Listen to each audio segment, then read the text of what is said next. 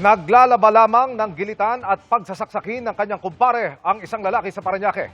Naka-FB live pa siya noon, kaya kitang-kita kung paano siya pinatay. Babala po mga kapuso dahil sensitibo ang inyong mapapanood sa pagtutok ni Jomer Apresto. Hirap ng buhay, labanan na. Nag-Facebook Live pa ang lalaking yan habang naglalaba sa labas ng kanyang tinutuluyan sa Silverio Compound, Barangay San Isidro sa Parañaque City hapon ng May 28. Makalipas ang ilang minuto, isang lalaki ang dumating at biglang ginilitan sa leeg ang biktima gamit ang isang patalim. Ilang ulit din siya nitong inundayan ng saksak sa tagiliran habang pilit na sinusubukang umilag ng biktima. Makikita sa video na nalaglag ang patalim ng salarin. Pero may binunot pa siya na isa pang patalim sa tagiliran at muling pinagsasaksak ang biktima bago tumakas. Nakatayo at nakapaglakad pa ang biktima, ngunit bigla na lang din siyang humandusay.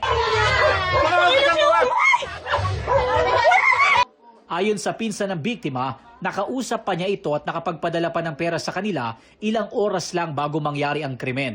Hanggang sa napanood na lang nila ang Facebook Live ng kanyang pinsan at isang doktor daw ang tumawag na sa kanila. Pagtingin namin sa live, sir, doon talaga namin nakita. Marami, sobrang sakit. Wala siyang awa ng sinaksak yung pinsan mo. Hindi talaga namin matanggap, sir.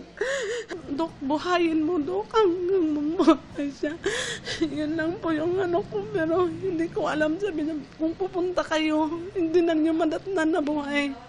Nakaburol na ang biktima. Hinihintay pa ang opisyal na autopsy report pero ayon sa mga doktor na nakausap ng pamilya ng biktima, saksak daw sa tagiliran na tumagos sa puso ang ikinamatay niya.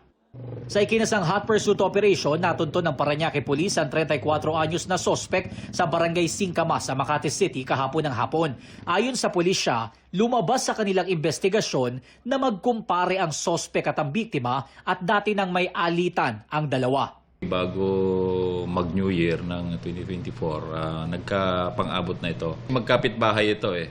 So malamang nagkakaparinigan at may mga yung insidente hindi pa rin naayos. May isang kutsilyo na na-recover doon sa scene at yun din ang nakita ng mga witness na gamit na pansaksak ito.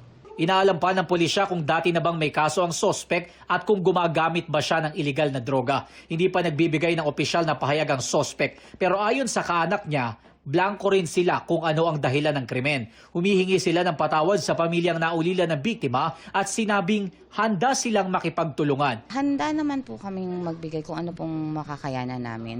Nakikiramay po kami kasi kilala naman po namin yung tao. Kumontak siya sa akin para sabihin na susuko siya. Tapos nag-inquire ako sa kakilalang pulis kung ano yung tamang proseso. Tapos ayun, ginaid namin siya. Nasa kustodiya na ng Parañaque City Police Station ang sospek na maharap sa reklamong murder. Jomer Apresto, nakatutok, 24 oras.